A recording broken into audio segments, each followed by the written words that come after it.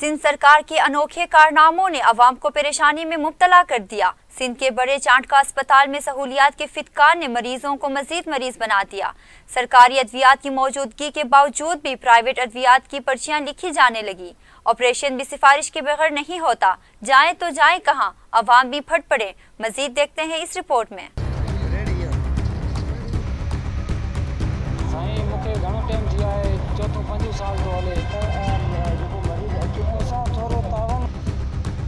सिंध और बलोचिस्तान की अवाम को सेहत की सहूलत फराहम करने वाले लाड़काना डिवीजन के सबसे बड़े चांटका मेडिकल कॉलेज अस्पताल में इलाज मुआवजे के फुकदान की वजह से मुफ्त इलाज मुआवजा फराहम करने के दावे झूठे साबित हो गए। चांटका अस्पताल के मुख्तलिफ शोबाजात में दाखिल मरीज सख्त परेशान हैं। चांटका अस्पताल में बरसों से सियासी आशीर्वाद पर तैनात 19वें ग्रेड के MS डॉक्टर अरशाद काजमी ने सरकारी अस्पताल चांटका में भी निजी अस्पताल जैसा माहौल कायम कर दिया। मुख्तलिफ शोबाजात में इलाज समेत अद्वियात की अदम फराहमी पर गरीब मरीज रोना रोने पर मजबूर हो गए। ऑपरेशन वाले मरीजों को 1 माह से 2 माह तक अस्पताल में दाखिल करके प्राइवेट अद्वियात का खर्चा करवाया जाने लगा है। इस मौके पर मरीजों का कहना था कि चांटका अस्पताल में जिस मरीज की सियासी सिफारिश होती है तो उसका ऑपरेशन फौरी कर दिया जाता है, जबकि गरीब मरीज अपने घर की कीमती अशिया फरोख्त करके या कर्जा लेकर इलाज करवाने पर मजबूर हैं। उनका मजीद कहना था कि मरीजों के वर्सा से अद्वियात बाहर से ले आने के लिए कहा जाता है। जराये के मुताबिक बाहर से आने वाली अद्वियात भी मरीजों पर खर्च नहीं की जाती।